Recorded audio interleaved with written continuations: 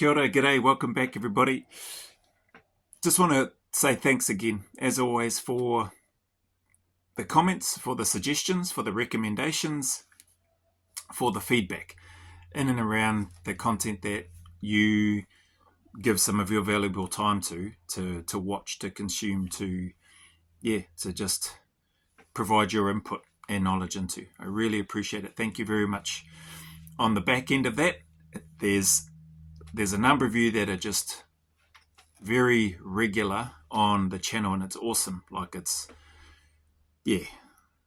means the world to me, eh? Like, I can't say that enough, and I apologize if I don't express it as well as what I can, could, or should, but it definitely has been a bit of a shock to the system for me in terms of the amount of support that the channel has had, and just hugely grateful for it. So anyway, that being said, this person asks some really hearty questions. And so at James Greg 2842, so that's his handle. That's the handle for this individual. A regular on the channel. Appreciate all the mana waves you send back to me, James. Thank you very much, bro. And just love the questions that you put through. You put through some questions that really get me thinking, and always put a smile on my face too. So what I'm going to do is I'm just going to read through these. Maybe, depending on how I go, might give some responses to that, some generic ones, and then maybe later on it might warrant a bit more in-depth, but let's see how we go. So this first question has got a mana wave, and then hard work. This is to one of my videos that he's commented on, and then he's put, the question to me: how long would it take for you to get into selection pass shape? So that's the first part of the question. How long would it take for you to get into selection pass shape? Depending on what the physical requirements and stuff are in terms of the testing, I'd like to think maybe about 3 to 6 months, depending. So I'd like to think that, but again, probably depending on which selection we're talking about. I think maybe New Zealand and Australian selection, because I'm familiar with those, maybe 3 to 6 months this time around. At the same time, I'm more than double the age that I was when I when I did the selection courses for both of those countries. So maybe I'm dreaming in terms of that. But I reckon, probably 3 to 6 months, just in terms of, I like to think I've kept myself fairly mobile and in reasonable shape. And mentally, I feel good. I feel healthy. I feel well. So that's that first piece of his question. And what mileage, pack weight, and duration and frequency are we talking? I probably wouldn't need to, being a bit older now at 47, I don't think I would need to cover as much distance as what I probably did when I was first preparing for both of those selections. Mileage wise, kilometers wise, that's a good question on the spot there.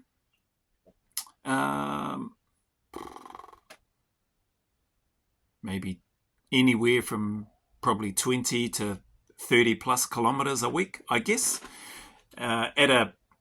Just off the cuff right now, would be something that I'd probably be looking at doing and accumulating over time. Some weeks, that may vary. Some weeks it may be less than that. Some weeks it could be more, but maybe on an average, it might be around, say, 50 to 30 kilometers a week of sort of pack work. So pack weight, I'm likely going to be looking to cover that sort of distance, spreading that out, which is, when you think about it, that distance is probably what you'll cover in a day.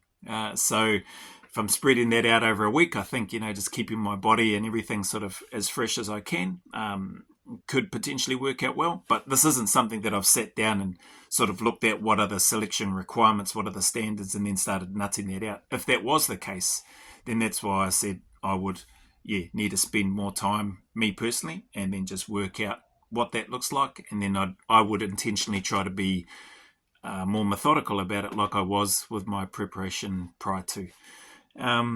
Pack weight, at least 35 kilos it's going to be. Now, there may be a phase where I need to build up to that, but I think I'm right now, if I was to be preparing for a selection, whenever that selection might be, I already know I've just gone through a 6-week cycle, and the finishing weight was just under 42 kilos, so 41.9. So I really feel like I'm in a good state physically and mentally in terms of carrying weight on my back and being able to move and shuffle for fairly decent periods of time. Selection is different as well. It's not all just about shuffling and covering distance, but all of that does help. So that's the pack weight. It'd be minimum sort of 35 kilos, but I would more than likely be increasing the weights, because I know if I'm training with more weight, come selection time or for any selection, it's going to be easier. It's not going to be easy, but it's going to be easier if I've been accustomed to heavier weight. The duration and frequency are we talking? So what mileage, pack weight, and duration and frequency are we talking? For me now, being a bit older, I might look at the cycles and adjust the frequency. So it might be a 3, 4, 5, 4, 3, or it might be a 3, 4, 5, 3, 3 in terms of number of pack sessions in a week, and then a 6-week being a deload where I may have no pack work at all, or very, very light in terms of if I was going to chuck something on my back and move at a quicker pace. So those are the sort of numbers that come to my mind right now. They could change if I was actually preparing for a selection, which I'm not. So people have put some funny comments. Does anybody get the feeling Joe's preparing for selection again? No, I don't think they would be accepting any application from me in the first place. But you know what? What would be cool to do personally would be to I don't think it would be possible, but to do parts of the UK SF selection, so maybe the aptitude and the hills and all that sort of stuff. I don't think I would be allowed to, although I would love the opportunity to do any of the patrol procedures or anything like that, other stuff that they do. Even though I've done some of that stuff to what was required in NZ and Australia, UK is very different. They've got their own culture, they've got their own methods, etc., etc. So, it's very, very different. It's one of those things that I'll never know the answer to. I just wish it's one of the very few things that I wish I had have done, pulled the trigger on and done, because then I, would have been cool to have done the 3 of them. But it is what it is. So things may change in terms of that frequency. 3, 4, 5, 3, 3, or 3, 4, 5, 4, 3, depending on how the body was feeling. Father Time, I think I've mentioned in other videos and other Q&A videos, catches up to all of us at some point in time. And there's no sort of outrunning or escaping that. But I think for by and large, if mentally you're in a good space, physically you've been looking after yourself reasonably well, or as well as you can anyway, then really the only stumbling block to it, I think anyway, right or wrong, is just going to be ourselves. So that's, and then it's got here, I'm asking what you would do now, like what I would do now, having the experience you've had in different environments. Thank you, Joe. Mana wave. So tried to give a bit of an answer there, Greg. That took about nearly 10 minutes. I've got a second question of yours, which I may not be able to get through all of it. I may not even be able to answer it right now. But I just wanted to put this out there so that you knew, haven't forgotten, and I will definitely come back to it, because I think I think they're great questions, even though I was like, holy hecker, this fella coming with the hearty questions, this guy. But appreciate you, James. So James Greg 2842 that's the first one. Next question, again from James, is again starts off with a mana wave. Received, appreciated, bro. Thank you. Right back at you. Sir, sir, if you had to design a selection process, 1, what would it look like? 2, what would the duration be for certain phases of the courses? 3, would you deliberately make it tougher than the 2 selections you passed? 4, would you incorporate other facets gleaned from your time working overseas? And 5, is there any way that one can train or prepare for being kidnapped, interrogated, and or tortured? Holy hecka, bro. Thank you, Joe. I appreciate the mahi you are doing, so the work you're doing, and I'm thankful that you take time to reply to us. Mana wave again. Received with gratitude and appreciation. Brother, man, that is one heck of a question, and I love the thought, the time that you've taken and the thought that's gone into this question. Jeez. Okay, first part. What would it look like? Selection process. What would it look like? I think, just off the top of my head, without going into all the detail, because this again is not one of those questions that I have that I've thought about. But now that you've planted the seed, I think, geez, yeah, you know what? I think I would enjoy being part of that, like being part of a process to design a selection process to identify the right types of individuals capable of serving within a tier 1 unit and capable of carrying out and doing the job. So what would it look like? I think for me it would be probably a combination of NZ and Australia, merging those two together. I think that's great. And also based on what I have heard about the UK one, I think there would be value in combining those 3 elements of those 3 selection courses to create a process that helps you identify and get the right types of individuals for those jobs. What am I saying to design that for New Zealand or Australia or the UK? No, I'm not. I'm just looking to answer this question. I think that would be a great project to be a part of, personally, from a personal perspective. Would it be applied in New Zealand, Australia, or the UK?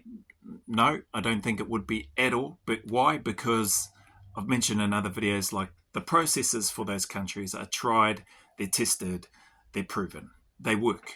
So they get the people that they want within going through that process.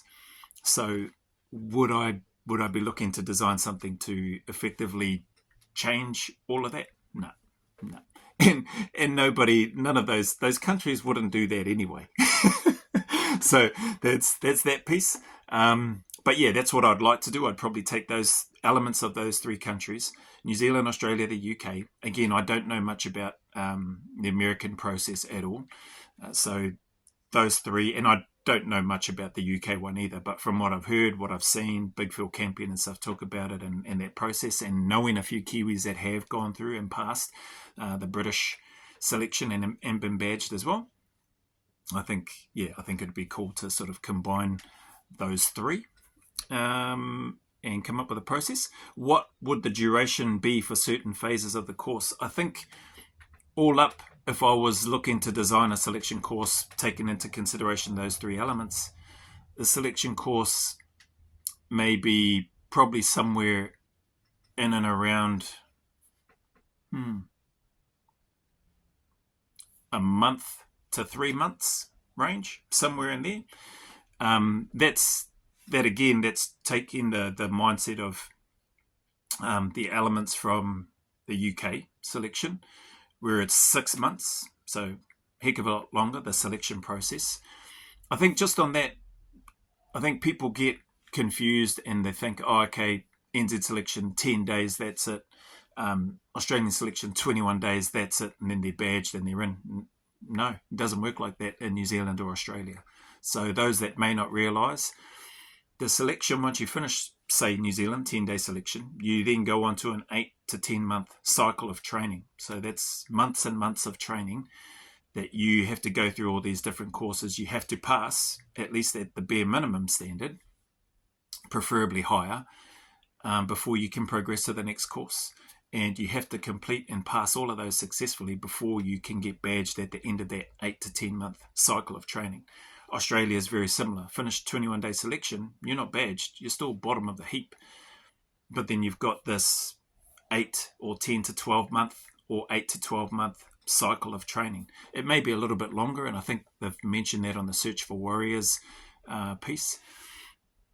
But you've still got all those months and months of training and courses that you have to pass at a high standard in order to progress to the next stage. And if you don't, during any time during the selection or the cycle, at least for New Zealand and Australia, you can get the tap on the shoulder and be like, that's you, mate. Done. Thanks for your time, effort. Well done passing selection, but you're not what we're looking for, or you haven't met the requirements. So, you get RTU'd, return to unit. So there's that piece. So it's essentially, you're still on selection is the point that I'm trying to make here and trying to get across. In New Zealand and Australia, you're still on selection. You finish that 10 or 21 days, then you're doing several months back to back to back, 8 to 10 months, 8 to 12 months before you get to the stage where you get handed that sandy bearer and the wing dagger. Anytime you can be kicked off during that. So it's still a selection. You haven't made it. You've just gotten through one step, one phase of the bigger picture, longer process to be able to get to that final end state, if that makes sense. The other part is, I think they mention it in at least the First Among Equals documentary. You get badged in New Zealand, you're still going on a 12 to 18 month probation. So again, Dale talks about it on that documentary. You're still bottom of the heap, mate. You grab that broom, you sweep out the compound and the place where you're at. You clean the vehicles. You're doing all the tasks that senior operators don't have to do. They've been through that process. So at any time during that stage, you're still going to get a tap on the shoulder if you're not performing and if you're not meeting the standard. And I think that's similar in the UK. So you do 6 months and then you still go into a probationary period, which I think that's, probably partly why NZ maybe, don't quote me on that, but that may be why they have that and why they've adopted that sort of approach as well. In Australia, it's very similar. Like you get in, you are still bottom of the heap. You're the newest member in the team. The culture is very different there, I found, to NZ. And there was just an expectation, right? Like you be proactive, just an expectation to muck in, get in there, do stuff. You see things that need to be done, so get in there and do it without needing to be told. And I saw senior operators over there in Australia, years and years, lots of operational experience, just getting in on the brooms on everything and anything to clean up, to straighten up, to do whatever needed to be done to have happen. And yeah, you can't help, for me anyway, I couldn't help but go, oh, heck, I'm not sitting down while that person's getting up there, while my patrol commander's doing this, while my 2IC is doing that, while one of the senior operators within my team is doing this, that, and the other thing.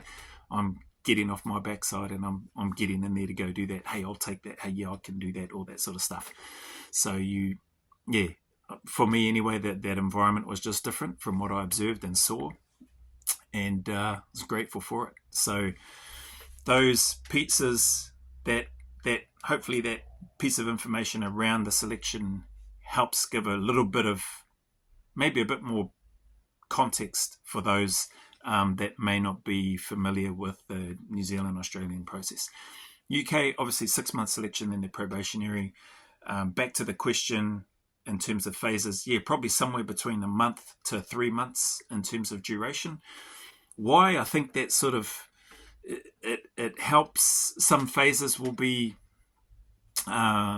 maybe a little bit longer in terms of testing wise, kilometers wise, distance wise. I really like the sound of that aptitude testing of what UK does in the hills. I think it's 5 or 6 weeks or something like that.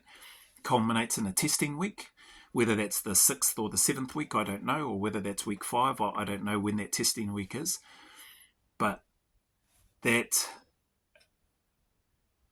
covering that distance with the weights that are used, and I think their weights progressively increase as well as the distances, and the time I think shortens, or something like that anyway. But it's pretty interesting. So I think that would be a cool aspect or element to include into a selection course if I was designing one.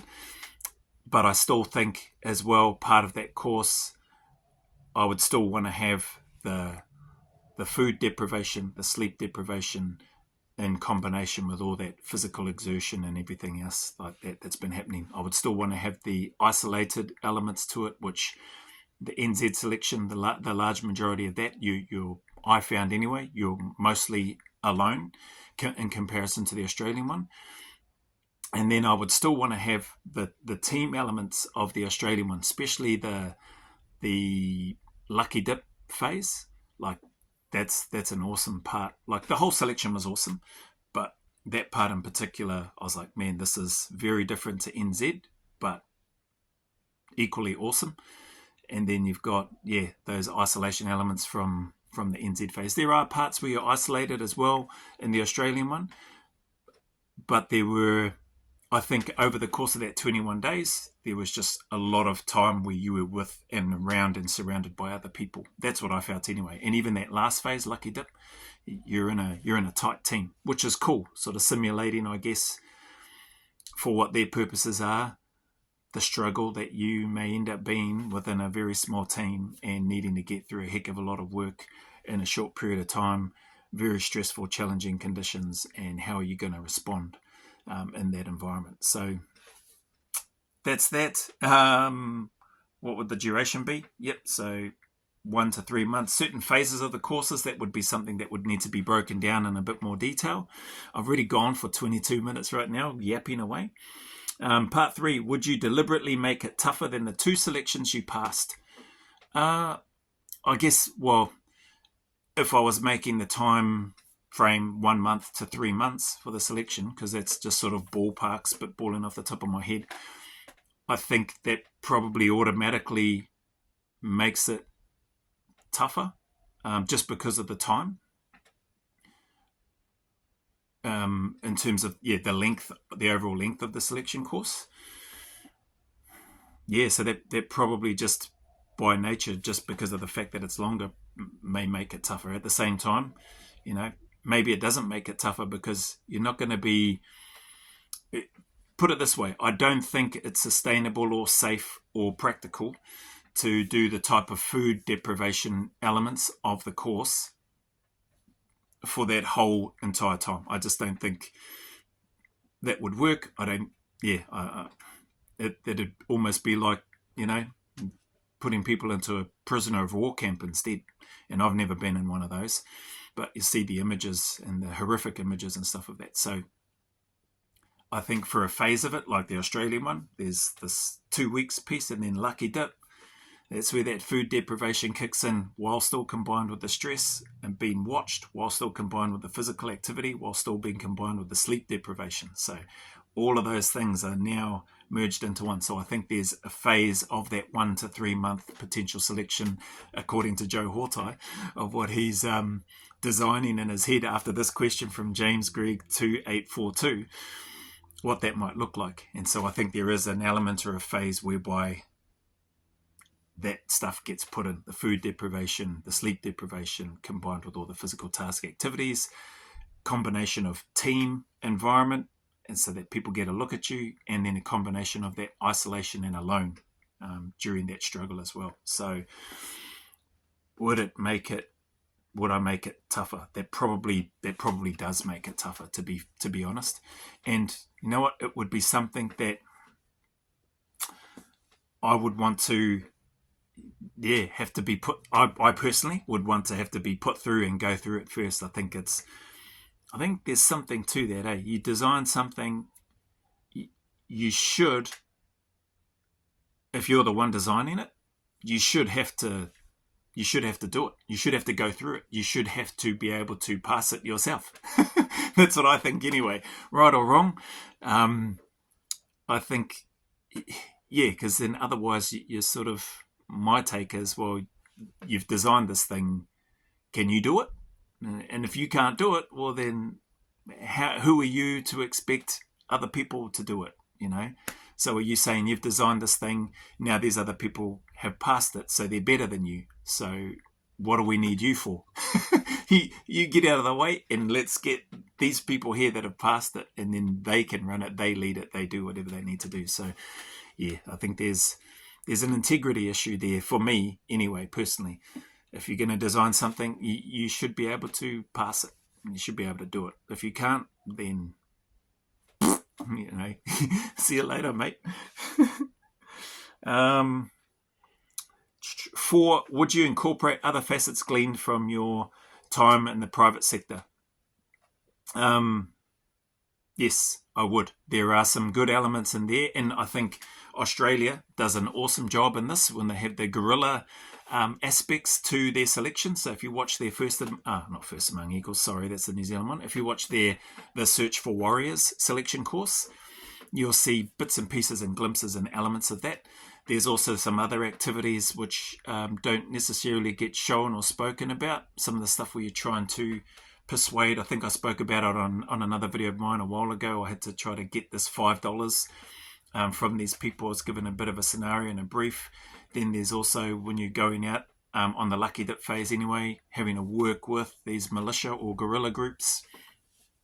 I think there's definite value in those types of scenarios and activities, and that extra added stress.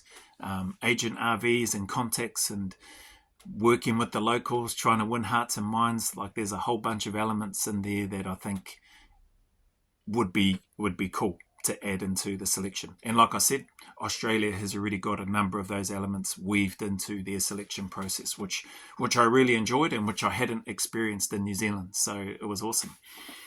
And 5, is there any way... yeah, bloody hell, mate. This is nearly half an hour already. Hang on.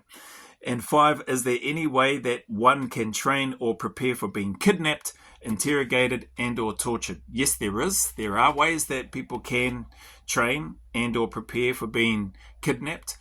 There are companies out there that provide training programs and things like that for those types of purposes, and ISO preps and all those sort of things, or isolated preparation forms and procedures and things that you can do. I won't delve into all that detail here, but yeah, there are things that people can do to train for that, and for the interrogation and or being tortured. There are some very skilled people out there that work in those spaces, but also there's opportunities to create and design programs like that, which is an interest of mine. And it is something, who knows if it will come to play, but this is again part of the some of the loftier, bigger, hairier, audacious goals, aspirations of the channel, right? Been fortunate over the years to make some really good connections and have some incredible friends that have far more knowledge, skill, experience than I do by a million miles. And not all of them, a number of them obviously in the SF tier 1 space, but also not all of them have come from that space. Some of them have come from other high performing, high achieving backgrounds and areas. And so, you know, some of those biannual trips as we get to that stage. So this is bigger picture stuff, right? This will take some time to get there. I'd definitely love to get to that stage sooner rather than later, but providing an opportunity, a controlled environment to provide training and even just a challenge for people that may want to have a bit of an idea of what that process is like, conducting that in a methodical and logical process with all the safety elements and briefings and understandings and blink and potential NDAs and all that sort of stuff, but also, you know, you need to understand the potential legal aspect and stuff of that as well.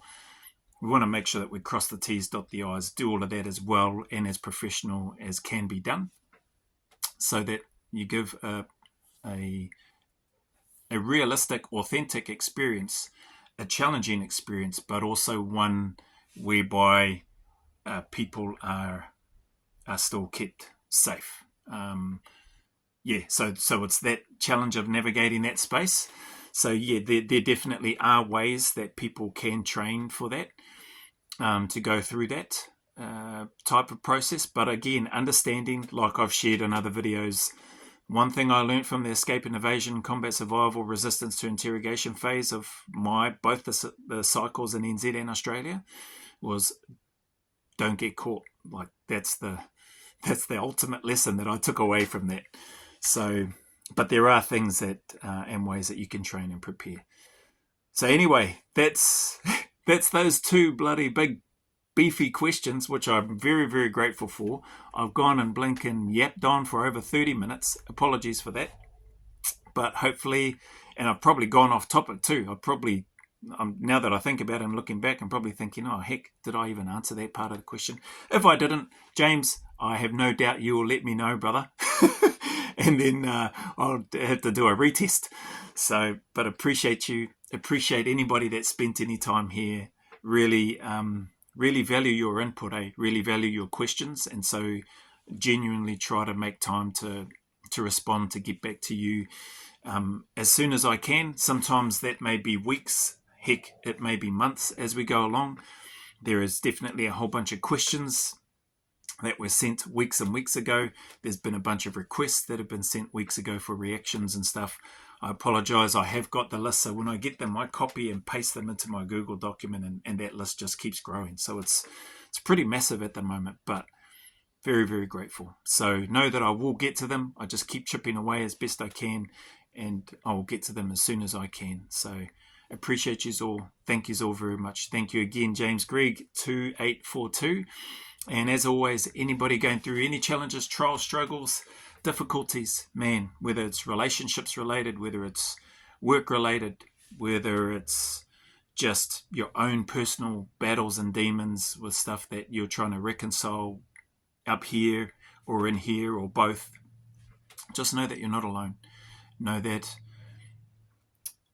Just know that if you keep turning up and if you keep staying in the fight, and if you can stay consistent and disciplined with it by just doing those two things, turning up and staying in the fight each day, I promise you, you will get closer to that light at the end of the tunnel, and that sun will shine again on your face, and you will feel the sun's warm rays on your face, on your body. So just keep putting one foot in front of the other.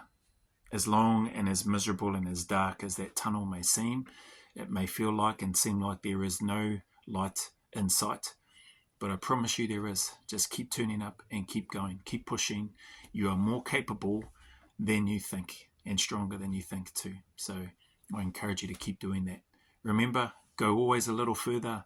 Who dares wins. And I want to add this in here now as well. Who dares wins becomes who cares wins. And that's a shout out to those members that have been kind enough to drop that into the comments. I can't remember right now because this has just popped into the top of my head. I can't remember who the first person was in the comments to drop that in on one of my videos, but it has stayed and resonated with me since reading it.